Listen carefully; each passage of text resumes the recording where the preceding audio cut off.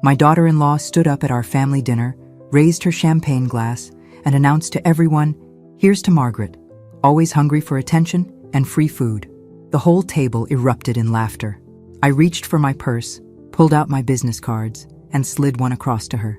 "Actually, Sarah, I'm hungry for a new head of sales. You're fired. If you're watching this, subscribe and let me know where you're watching from. Let me back up and tell you how we got here. My name is Margaret Whitman. I'm 73 years old, and until 3 hours ago, most people thought I was just another lonely widow living off Social Security. What they didn't know was that I own 67% of the company my daughter-in-law thought she was conquering. It all started when my son David met Sarah 5 years ago. She was working as a junior sales rep at Thompson Marketing, fresh out of business school with an MBA and enough ambition to power a small city. David was smitten from day one. She was everything he thought he wanted. Beautiful, driven, successful, or so we all believed. "Mom, you'll love Sarah," he told me over coffee that first week. "She's got this incredible business sense. She just became the top salesperson at her company." I smiled and nodded, genuinely happy for his happiness. After losing his father to cancer 2 years earlier, David deserved some joy. The first time I met Sarah, she arrived at my modest suburban home in a designer suit, checking her phone constantly and making comments about the cute little neighborhood. She was polite enough, but I caught her rolling her eyes when David mentioned that I volunteered at the community center. "That's sweet," she said with a condescending smile. "Everyone needs hobbies." What she didn't know was that I'd been running a successful consulting firm for 40 years.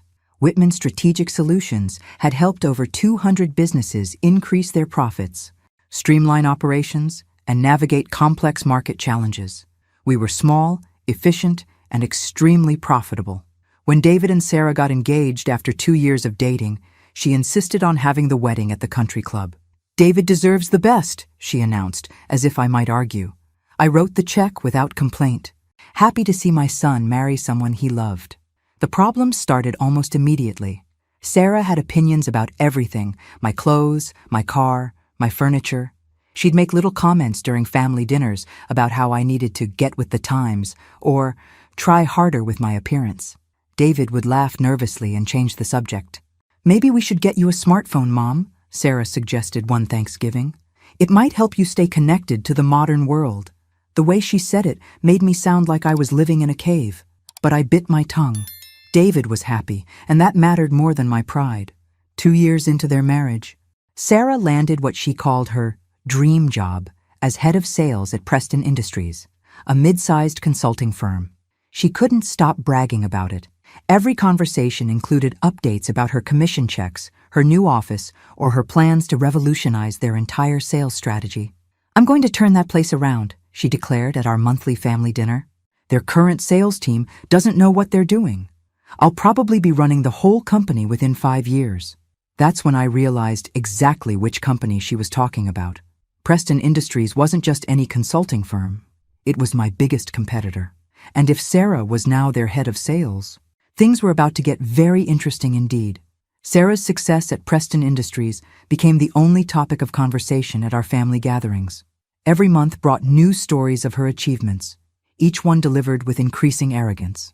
"I closed the Henderson account last week," she announced during Sunday dinner, cutting into her steak with theatrical precision. "Biggest sale in company history. They said it couldn't be done, but I made it happen." David beamed with pride. "Tell Mom about the bonus." $50,000, Sarah said, watching my face carefully for a reaction. "Cash. Plus, they're giving me a company car and talking about profit sharing." She leaned back in her chair, savoring what she clearly thought was my amazement. What she was actually seeing was my calculation. The Henderson account. I'd been courting them for 3 years. My team had done all the groundwork, built the relationship, identified their needs. Preston had swooped in at the last minute with an aggressive bid and stolen the contract. "That's wonderful, dear," I said, refilling my water glass. "Competition keeps everyone sharp." Sarah's smile faltered slightly. She'd been expecting more enthusiasm, maybe some questions about how she'd managed such a coup. Instead, I'd treated it like news about the weather. Over the next few months, Sarah's stories became more elaborate. She was single-handedly transforming Preston's entire operation. She'd recruited new clients, redesigned their sales process, and was being considered for a partnership track. "The other sales reps hate me, of course," she said with obvious satisfaction. "They're jealous because I'm showing them how it's really done. Old-school methods don't work anymore." I nodded politely, but inside I was keeping score. 3 major clients had left my company for Preston in the past 6 months. Each time, the pattern was the same. Sarah would approach them with inside information about their operations. Information that could only have come from someone who understood their business intimately. The problem was, I'd never told anyone outside my company about these clients' specific challenges, which meant Sarah was either incredibly gifted at research, or she was getting help from someone with access to confidential information. "Mom, you should ask Sarah for business advice," David suggested one evening as we cleaned up after dinner. "She really knows this stuff. Maybe she could help you with your volunteer work." Sarah laughed, a sound like ice cubes clinking in a glass. "David, your mother's community center projects are sweet, but they're not exactly high-stakes business. I deal with million-dollar contracts and complex negotiations. It's a different world." That's when I decided it was time to do some research of my own. I called my attorney, Marcus Whitman, no relation, despite sharing a last name, and asked him to look into Preston Industries' recent activities. Marcus had been handling my legal affairs for 15 years and knew how to be discreet. "What exactly are you looking for, Margaret?" he asked. "I want to know how they're winning contracts that should have been ours," I said. "And I want to know if there's any pattern to their new business." The report came back 2 weeks later, and it confirmed my suspicions. Every major client Preston had stolen was someone I'd had preliminary discussions with. Somehow they were getting information about my strategies, my pricing, and my clients' specific requirements. But here's what Sarah didn't know about those preliminary discussions. I'd never actually wanted those particular contracts. They were too small, too complicated, or had too many red flags for profitability. I'd been using them as decoys while I pursued the clients I actually wanted. So while Sarah thought she was outmaneuvering me, she was actually helping me eliminate problem accounts while I focused on the profitable ones. Preston Industries was taking on all the headaches while Whitman's strategic solutions kept the cream. It would have been brilliant strategy, if only I'd planned it that way. The invitation to David and Sarah's 5th wedding anniversary party arrived on embossed cardstock with gold lettering. "An evening of celebration at the Riverside Country Club," it announced. "Cocktails, dinner, and dancing to honor our journey together." I RSVP'd, yes, naturally, though something about the whole thing felt performative. Sarah had been planning this party for months, treating it like a corporate merger announcement rather than a celebration of marriage. "It's going to be perfect," she told me over lunch the week before. "I've invited everyone important. All the partners from Preston, the mayor, the Chamber of Commerce president. This is really about networking as much as celebrating." Of course it was. Everything with Sarah was about networking. The party was exactly what I'd expected. Elegant, expensive, and designed to impress. Sarah had chosen a black cocktail dress that probably cost more than most people's monthly salary, and she worked the room like a politician running for office. "Margaret!" She appeared at my elbow with a practiced smile. "I'm so glad you could make it. You remember the Hendersons, don't you? From the account I mentioned?" I did indeed remember the Hendersons. Jim Henderson stepped forward with an embarrassed expression. "Mrs. Whitman, I hope there are no hard feelings about the contract. Business is business, you understand." "Of course," I said pleasantly. "I hope Preston is meeting all your expectations." Jim's smile became forced. "Well, there have been some challenges with implementation. More complicated than we were led to believe." Sarah's laugh was a little too bright. "Jim's just perfectionist. We'll work through any little issues." After they walked away, I found myself genuinely curious about what little issues meant. In my experience, when clients used that phrase, they were usually facing much bigger problems than they wanted to admit. The dinner portion of the evening featured speeches from several of David and Sarah's friends, each one praising Sarah's business acumen and David's success at his marketing firm. Sarah glowed under the attention, raising her glass to acknowledge each compliment. Then came David's speech about his incredible wife and her amazing career achievements. He talked about her rise at Preston Industries, her record-breaking sales figures, and her plans for the future. Sarah doesn't just work in business, David said, his voice filled with pride. She is business. She's taught me so much about strategy and negotiation. She's going to be running her own company someday. The room erupted in applause. Sarah stood up to take a bow, and I could see the calculation behind her smile. This wasn't just a party. It was a campaign event for her professional ambitions.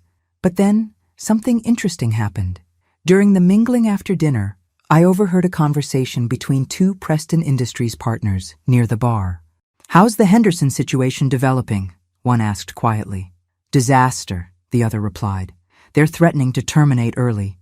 Sarah promised them results we can't possibly deliver with their budget. The whole thing was oversold. That's the third account this quarter. Management's starting to ask questions." They noticed me nearby and quickly changed the subject. But I'd heard enough. Sarah's record-breaking sales were beginning to show cracks. Later, as the party wound down, Sarah cornered me near the coat check. "Margaret, I've been thinking. You've been managing that little consulting business of yours for so long. Maybe it's time to consider retirement? I could help you find someone to take it over." Her tone was concerned, almost motherly, but her eyes held something else entirely. "That's very thoughtful," I said, retrieving my coat. "I'll certainly give it some consideration." As I drove home that night, I realized Sarah wasn't just competitive. She was actively trying to eliminate competition. The question was, how far was she willing to go? The phone call came on a Tuesday morning while I was reviewing quarterly reports. Marcus's voice was carefully neutral, which usually meant bad news. "Margaret, we need to talk. Can you come to my office this afternoon?" 2 hours later, I was sitting across from Marcus's mahogany desk while he laid out a series of documents that made my blood run cold. "Someone has been making inquiries about acquiring Whitman Strategic Solutions," he said. "Very specific inquiries about your client list, your assets, and your succession plans." I picked up the top document, a formal letter of intent from Preston Industries, offering to purchase my company for what they termed fair market value. The number they'd proposed was insultingly low. "When did this arrive?" I asked. "Yesterday. But Margaret, that's not the interesting part." Marcus pulled out another file. "The inquiry came with detailed information about your business that they shouldn't have had access to. Client names, contract values, even your overhead expenses. Someone had been feeding Preston Industries confidential information about my company. Someone with intimate access to my operations. The timing is suspicious too," Marcus continued. "This offer came just days after several of your long-term clients received unsolicited proposals from Preston for services identical to what you've been providing them." My hands were steady as I reviewed the documents. But inside, I felt a familiar anger building. The same anger I'd felt when my husband was being undermined by office politics in his final years. The same anger that had driven me to build my own business rather than trust anyone else to value my work properly. "What's our next move?" I asked. "First, we decline their offer. Then we figure out where they're getting their information." Marcus leaned forward. "Margaret, I have to ask, is there anyone in your organization who might have reason to share confidential information?" I thought about my small but loyal team. Janet, who'd been my office manager for 12 years. Robert and Linda, my senior consultants, who'd built their careers alongside mine. None of them had any reason to betray the company that had provided their livelihoods. But then I remembered Sarah's recent interest in my little consulting business, her suggestions about retirement, her detailed questions about my client relationships during our family dinners. "I need you to investigate something," I told Marcus. "Quietly. I want to know if there's any connection between Preston Industries and someone in my family." Marcus's eyebrows rose, but he simply nodded. "I'll have an answer for you by Friday." The rest of the week passed slowly. I went through the motions of running my business, meeting with clients and reviewing proposals, but part of my mind was constantly calculating possibilities and preparing for different scenarios. Friday afternoon, Marcus called. "Can you come in? I have information you need to see in person." This time, the documents on his desk told a story that was both predictable and infuriating. Financial records showed regular payments from Preston Industries to Sarah Wilson, my daughter-in-law, for consulting services dating back 8 months. "She's been working as their business intelligence consultant," Marcus explained. "Officially, it's all above board, But the timing of these payments corresponds exactly with Preston's successful bids on contracts that should have gone to your company. The betrayal was complete. Sarah had been systematically undermining my business while playing the devoted daughter-in-law at family dinners. She'd used her access to our family conversations to steal my clients and weaken my company, all while positioning herself as the successful businesswoman and me as the aging amateur. But Sarah had made one crucial error in her calculations. She assumed I was just a small-time consultant who'd stumbled into moderate success. She had no idea about the true scope of my business or the resources I had available. "Marcus," I said, setting down the financial records, "I need you to prepare some documents for me." It's time Sarah learned exactly who she's been playing games with. "What kind of documents?" I smiled, and for the first time in weeks, it was genuine. The kind that end games permanently. The next family dinner was scheduled for the following Sunday at David and Sarah's house, a sprawling colonial they'd bought in the upscale Meadowbrook neighborhood. As I drove through their tree-lined street, I reviewed my plan one final time. Sarah had been systematically betraying my business for almost a year, feeding information to Preston Industries that allowed them to steal my clients. What she didn't know was that Preston Industries wasn't just my competitor, they were one of my subsidiaries. I'd bought controlling interest in Preston 3 years ago when they were struggling financially, but I'd kept the acquisition quiet. It was simpler to let them operate independently while I gradually restructured their management and client base. Sarah's recent success had actually been funded by my own investment capital. The irony was delicious, but tonight was about more than irony. Tonight was about teaching my daughter-in-law that actions have consequences. I parked behind David's BMW and gathered my purse, checking to make sure the documents were still inside. Everything I needed to end Sarah's little game was folded neatly in a manila envelope. "Mom!" David opened the door with his usual enthusiasm. "Perfect timing! Sarah just opened a bottle of that wine you like." Sarah appeared in the hallway, impeccably dressed as always, her smile warm and welcoming. "Margaret, you look wonderful! Come in! Come in!" If I hadn't known about her betrayal, I would have believed her genuine pleasure at seeing me. Sarah was, I had to admit, an excellent actress. Dinner was Sarah's usual production. Expensive ingredients prepared with Instagram-worthy presentation. She'd clearly spent considerable time and money on the meal, which made sense given that it was being financed by the profits she was stealing from my company. "I have exciting news," Sarah announced as we finished the main course. "Preston Industries is expanding. They're opening a new division focused on strategic acquisitions, and they want me to head it up." David beamed. "That's incredible. Tell Mom about the salary increase. 200,000 base, plus performance bonuses." Sarah couldn't hide her satisfaction. "They say I have a natural talent for identifying undervalued companies and finding ways to acquire them profitably." I nodded approvingly. "That does sound like quite an opportunity. What's your first target acquisition?" Sarah's eyes lit up. "Well, I probably shouldn't say too much, but there's this small consulting firm that would be perfect for our expansion plans. The owner is getting older, probably ready to retire, and they have some valuable client relationships we could leverage." "Fascinating," I said, setting down my wine glass. "Would I know the company?" "Whitman Strategic Solutions," Sarah said with obvious pride. "They think they're competing with us, but they're really just a mom-and-pop operation with outdated methods. Once we acquire them, we can modernize their client base and easily triple the revenue." David looked confused. "Wait, isn't that—" "Yes," I said calmly, reaching into my purse for the manila envelope. "That's my company." The color drained from Sarah's face. "Your— what?" I pulled out the first document, Preston Industries corporate structure, with my name highlighted as majority shareholder. "I own 67% of Preston Industries." "Sarah, I have for 3 years." Sarah stared at the document as if it were written in a foreign language. "That's impossible. You volunteer at the community center."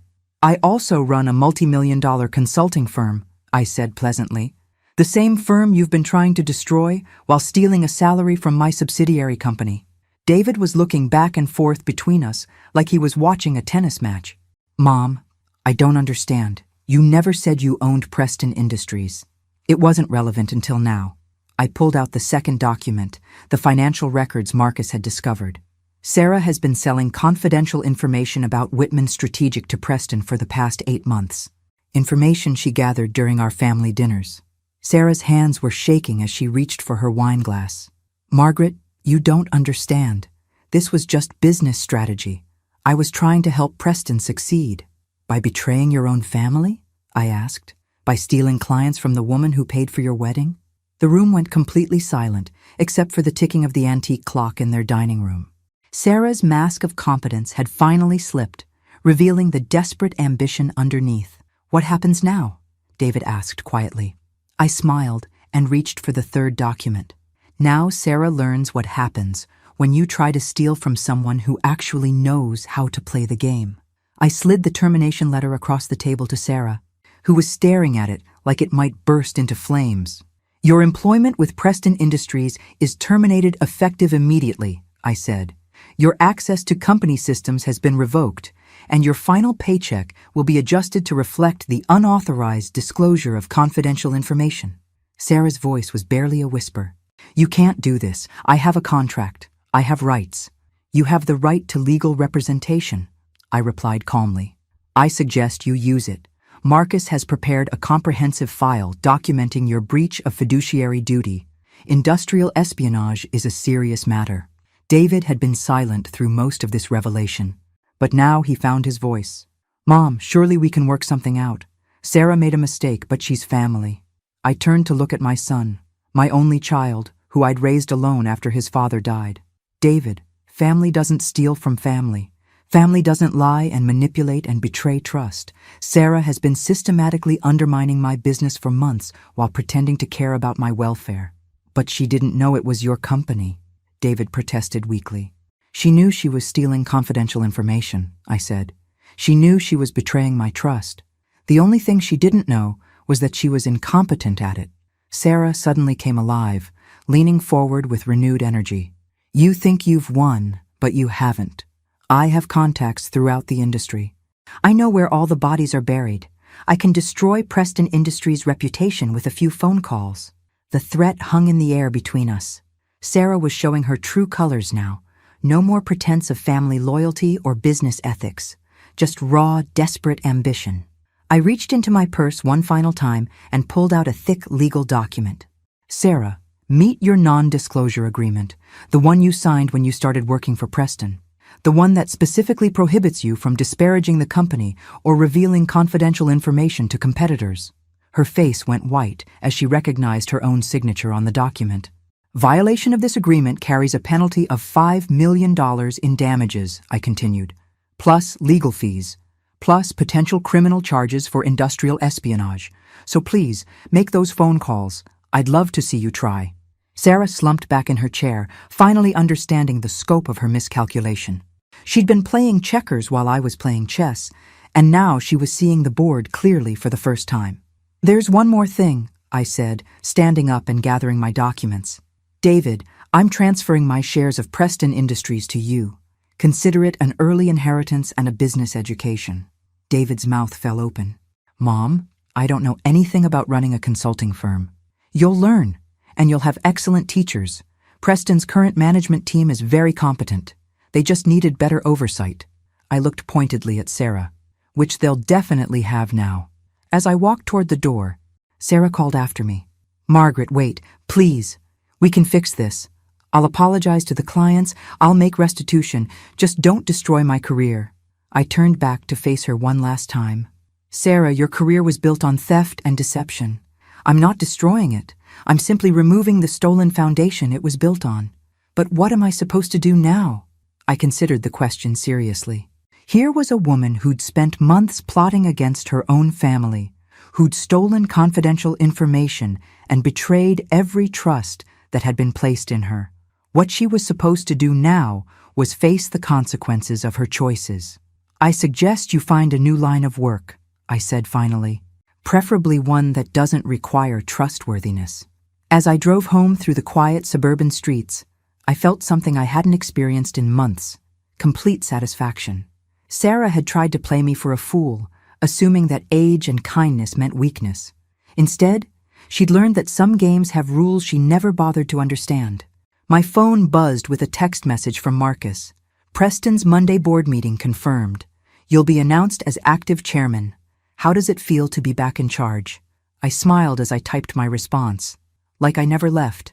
The call came at 6 in the morning, 2 days after our explosive dinner. David's voice was strained, exhausted. Mom, Sarah's been up all night making phone calls. She's trying to contact every client Preston Industries has ever worked with. I sat up in bed, instantly alert. What exactly is she telling them? That you're mentally unstable. That you've somehow manipulated the company documents. That Preston Industries is being run by someone who doesn't understand modern business practices. David paused. Mom, she's also telling people that you stole the company from its rightful owners.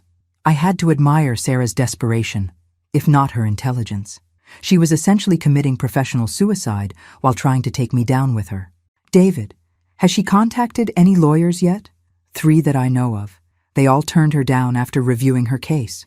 Apparently, industrial espionage isn't a popular cause among reputable firms. I smiled grimly as I started my coffee maker. What about the disreputable firms? That's what I'm worried about. Mom, I think she's going to try something drastic. Yesterday she mentioned something about exposing the truth and making sure everyone knows what really happened. What really happened was that Sarah had systematically betrayed her own family for 8 months while stealing from my company. But people in desperate situations rarely see their actions clearly. I need you to do something for me, I told David. Contact Marcus immediately and have him prepare an injunction. If Sarah violates her non-disclosure agreement, I want legal recourse ready before she finishes her first phone call. Already done. Marcus called me yesterday. He said something about playing offense instead of defense. I think he's enjoying this more than he should. Marcus had been my attorney for 15 years, and he'd seen too many people try to intimidate his clients with baseless threats. Sarah was about to discover that threats work both ways. By noon, Sarah had made her move.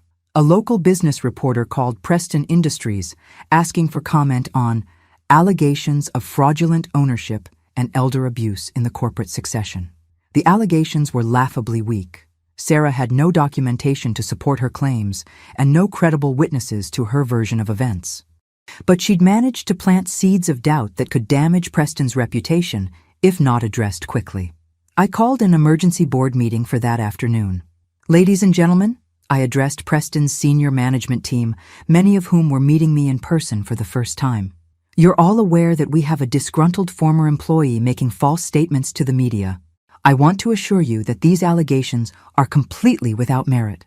I distributed copies of the acquisition documents from 3 years ago, along with the financial records showing my investment in Preston's turnaround. As you can see, my ownership of this company is completely legitimate and well documented. What's not legitimate is Sarah Wilson's breach of her fiduciary duty and violation of her non-disclosure agreement. The management team reviewed the documents with the kind of thoroughness I appreciated. These were serious professionals who understood the difference between facts and desperate accusations. What's our response strategy? Asked Linda Patterson, Preston's operations director. Transparency and evidence, I replied. We're going to provide the media with complete documentation of Sarah's employment termination and the reasons behind it. We're also going to file a lawsuit for defamation and breach of contract. That seems aggressive, said Tom Chen, the marketing director. I leaned forward. Tom, when someone tries to destroy your reputation with lies, being aggressive isn't optional. It's survival. The meeting lasted 2 hours, and by the end, I had the full support of Preston's management team. More importantly, I had their respect. They'd expected to meet an elderly woman who'd stumbled into business ownership. Instead, they found someone who understood exactly how to fight back against corporate warfare. As I left the office that evening, my phone buzzed with a text from an unknown number. This isn't over. You think you've won, but you have no idea what you've started. S. I showed the message to Marcus when I got home. He read it twice, then smiled. Margaret, she just handed us our defamation case on a silver platter. Threatening messages from terminated employees don't look good in court. Good, I said. But Marcus, I have a feeling this is just the beginning. Sarah's not the type to accept defeat gracefully. I was right. By the next morning, Sarah had escalated her campaign in ways I hadn't anticipated. The article appeared in the Business Journal's online edition at 7 a.m. sharp. local consulting firm embroiled in family financial scandal. Sarah had somehow convinced a reporter that I was using my business to financially abuse my own family. The article was carefully worded to avoid direct libel, but the implications were clear. It suggested that I had manipulated my son and daughter-in-law into giving me access to confidential information, then used that access to destroy Sarah's career when she tried to protect other family members. "She's good," Marcus admitted grudgingly as we reviewed the article in his office. "This is exactly the kind of story that sounds plausible without requiring actual evidence." The article painted Sarah as a devoted daughter-in-law who had discovered irregularities in my business practices and was being persecuted for trying to expose them. It portrayed me as a manipulative elderly woman using family loyalty to cover up unethical behavior. "The real problem," Marcus continued, "is that this story appeals to people's preconceptions. Everyone loves a David versus Goliath narrative, especially when David is a young woman and Goliath is a wealthy older person." I stared out Marcus's office window at the busy downtown street below. "So how do we counter it?" "Evidence. Lots of evidence. And we need to be careful not to look like we're bullying a younger woman who's just trying to defend herself." That afternoon, David called me. His voice was different, cooler, more formal. "Mom, I need to ask you something directly. Did you set Sarah up? Did you deliberately put her in a position where she would access confidential information so you could use it against her later?" The question hit me like a physical blow. "David, you're asking if I planned for my daughter-in-law to betray me?" "I'm asking if any of this was real. The family dinners, the conversations about business. Were you using us to gather intelligence on Preston Industries?" I closed my eyes, feeling the weight of Sarah's strategy. She wasn't just attacking my business reputation. She was attacking my relationship with my son. She was making David question whether our family interactions had been genuine or calculated. "David, I want you to think about something. If I had been planning to manipulate Sarah, would I have been surprised when she started stealing my clients? Would I have needed Marcus to investigate where Preston was getting their information?" There was a long silence. "I don't know, Mom. Sarah says you're much more calculating than you've ever let on. Sarah says a lot of things. Most of them are lies designed to cover up her own actions. But some of them might be true," David said quietly. "You never told us about owning Preston Industries. You never mentioned how successful your consulting business really was. How many other secrets are you keeping?" That was the question I'd been dreading. Because David was right. I had kept secrets. Important secrets about the true scope of my success and the extent of my business empire. "David, I need you to come to my house tomorrow evening. There are things I need to show you, documents I need to explain. But I want you to understand something first. Every decision I've made has been to protect our family and ensure your future security." "That's what Sarah said too," David replied, about her decisions. After he hung up, I sat in my kitchen, staring at the photo of David's father that I kept on the windowsill. Thomas had always said that the truth was like surgery. It hurt, but it was necessary for healing. Tomorrow, David would learn the truth about everything, including the secret I'd been keeping for 25 years about how I'd actually built my business empire. The secret that would either restore his faith in me or destroy our relationship forever. David arrived at my house the next evening with the careful posture of someone who expected disappointment. He'd clearly been wrestling with Sarah's accusations all day, trying to reconcile the mother he thought he knew with the businesswoman who had systematically destroyed his wife's career. "Before we start," I said, leading him to the living room, "I want you to understand why I kept certain information private. It wasn't about deception. It was about protection." I'd spent the afternoon organizing documents chronologically, creating a timeline that would make sense of the past 25 years. David settled into his father's old chair while I arranged the papers on the coffee table between us. "It started when your father died," I began. "You were 23, just starting your career. I had a modest consulting business and about $50,000 in savings." David nodded. He remembered those early years after the funeral, the financial stress, the uncertainty about our future. "What you didn't know was that I'd also inherited something else from your father. A patent for a manufacturing process that he'd developed but never had time to commercialize." I showed him the first document, Thomas's original patent application from 1995. Your father was brilliant with industrial processes, but he was terrible with business development. He filed this patent and then forgot about it. What kind of process? David asked, examining the technical diagrams. A method for reducing waste in pharmaceutical manufacturing. It seemed minor at the time, but it became incredibly valuable when environmental regulations tightened in the early 2000s.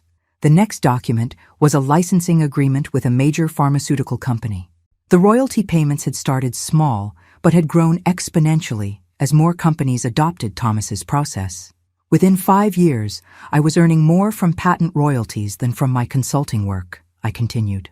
But I didn't tell you because I wanted you to build your own career, not depend on inherited wealth. David was studying the financial statements, his eyes widening as he saw the numbers. Mom, these royalty payments, they're enormous. $12 million over 15 years, I confirmed. I used that money to acquire struggling consulting firms, restructure them, and build what became a network of interconnected companies. I pulled out a corporate organizational chart that showed the full scope of my business empire. Preston Industries was just one piece of a puzzle that included 6 other companies across 3 states. This is why Sarah's betrayal was so ironic, I explained. She thought she was helping Preston compete against Whitman Strategic. She had no idea that her success at Preston was actually increasing my profits from both companies. David sat back in his chair, processing the scope of what I'd built. Why keep it secret? Why let people think you were just running a small consulting business? Because wealth changes how people treat you. It changes how family members approach you. I wanted our relationship to be genuine, not influenced by what you thought you might inherit.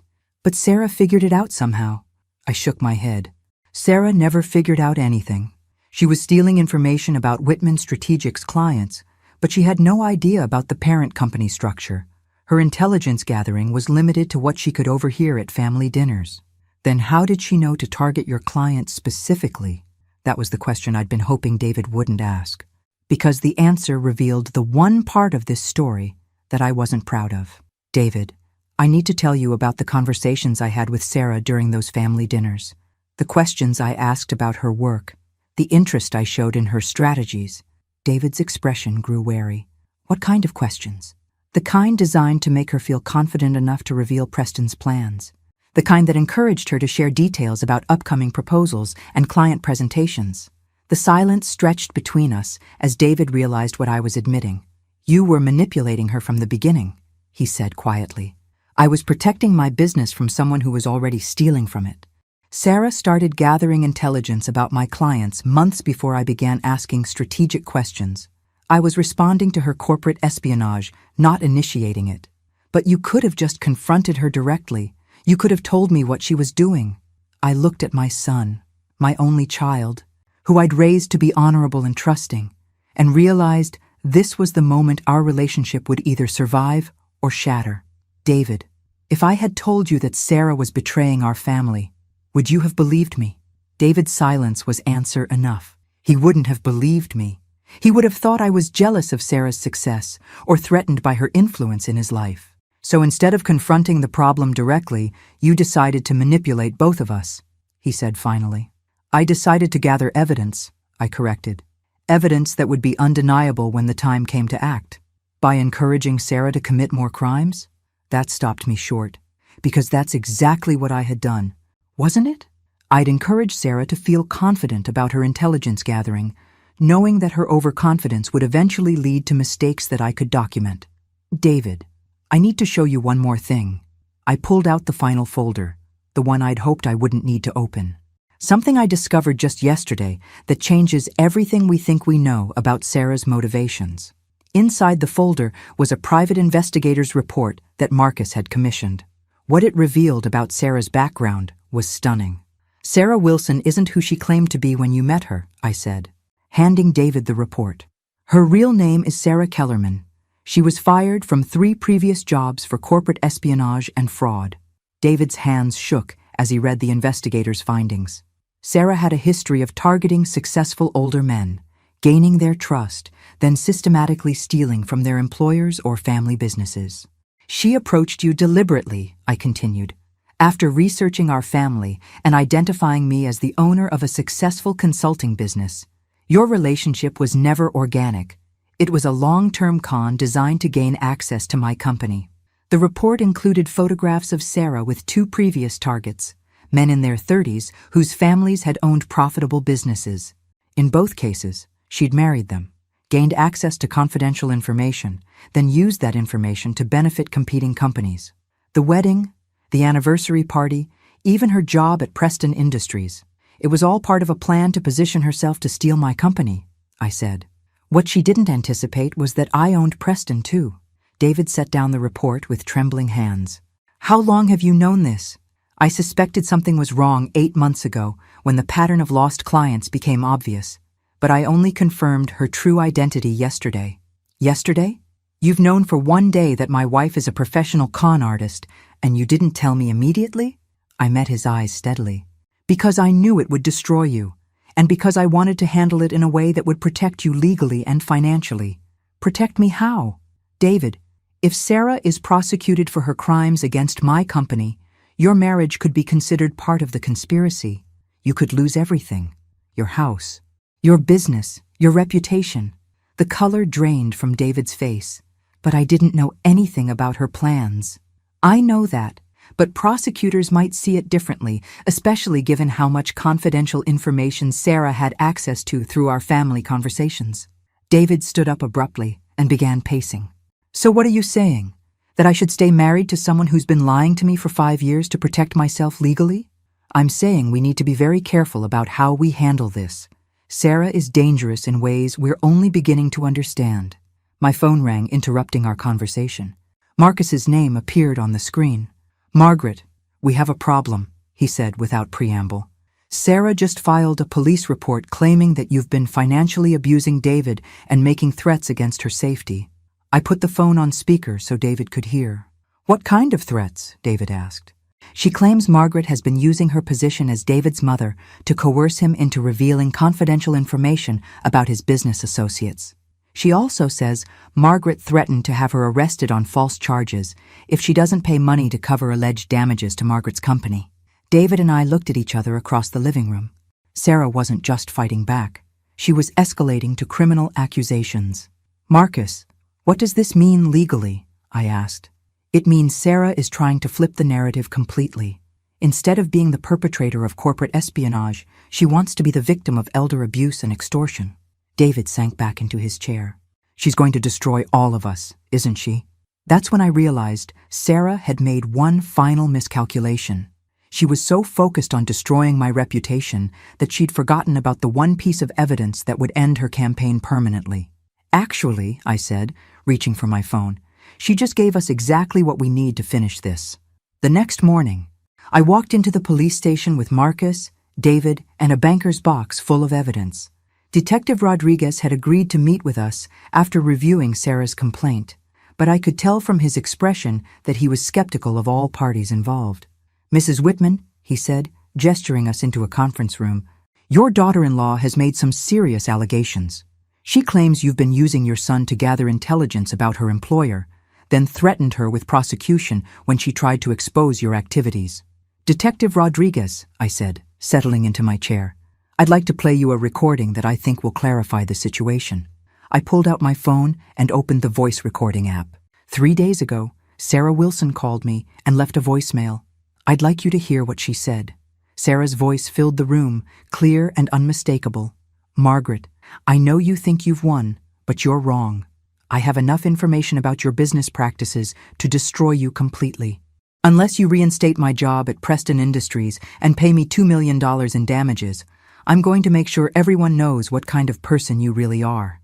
You have 48 hours to decide. Detective Rodriguez's eyebrows rose. That sounds like extortion. It is extortion, Marcus confirmed. And it's just the beginning. I opened the banker's box and began arranging documents on the conference table.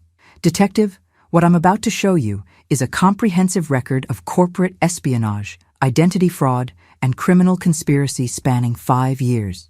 The first stack of documents detailed Sarah's theft of confidential information from Whitman Strategic Solutions. The second stack showed her history of similar crimes under different identities. The third stack contained the private investigator's report about her systematic targeting of wealthy families.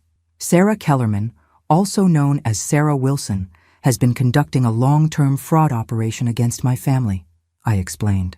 She researched our financial situation, manipulated my son into marriage, then spent 5 years gathering intelligence about my business to benefit competing companies. Detective Rodriguez examined the documents carefully. These are serious allegations, Mrs. Whitman. Do you have evidence that she knowingly committed these crimes? I have something better than evidence, I said. I have a confession. I pulled out my laptop and opened a video file. This is security camera footage from Preston Industries conference room, recorded 2 weeks ago during Sarah's exit interview. The video showed Sarah sitting across from Preston's HR director, clearly agitated and defensive. But what made it damning was the audio. Sarah admitting that she had deliberately gathered confidential information about Whitman's strategic and passed it to Preston's sales team. I did what I had to do to succeed, Sarah said on the recording. If Margaret was stupid enough to discuss business at family dinners, that was her mistake. I used every advantage I had access to, and I'd do it again. Detective Rodriguez paused the video. She's admitting to corporate espionage.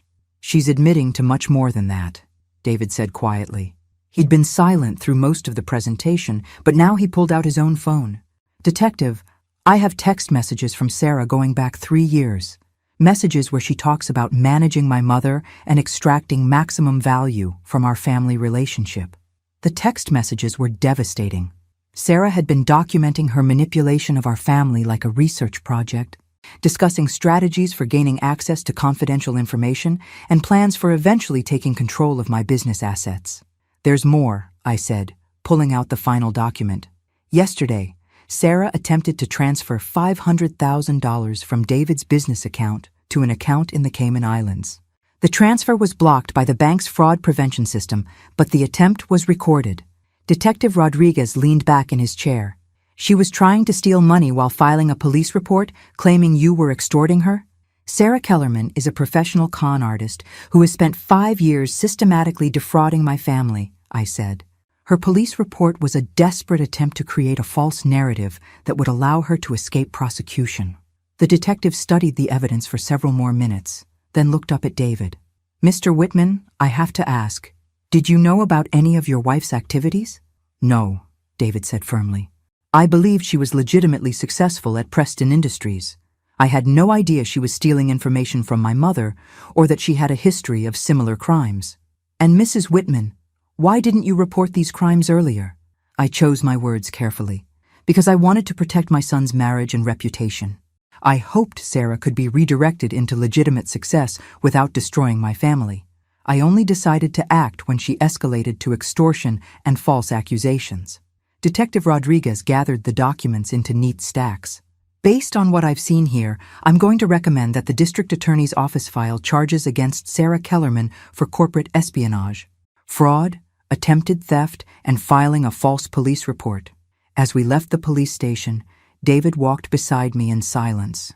Finally, he spoke. Mom, I owe you an apology. I should have trusted you from the beginning. You trusted your wife, I said. That's what you were supposed to do. The fault here belongs entirely to Sarah. What happens now? I looked at my son, my successful, honorable son who had been manipulated by a professional criminal for 5 years, and felt a profound sense of relief.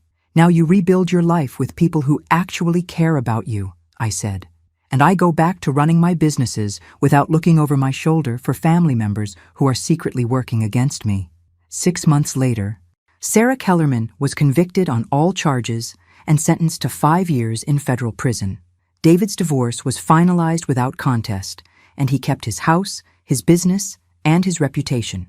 As for me, I officially announced my ownership of Preston Industries and took active control of all my companies. At 73, I was busier than I'd been in decades, but I was also happier than I'd been in years. Because sometimes the best revenge isn't just winning, it's discovering that you never needed revenge at all. You just needed to stop allowing other people to underestimate you. The day Sarah was sentenced was David and I had dinner at the same restaurant where she'd made her toast about me always being hungry for attention and free food. You know what the ironic thing is? I told David as we raised our glasses in celebration. Sarah was right about me being hungry. I was hungry. hungry for honesty.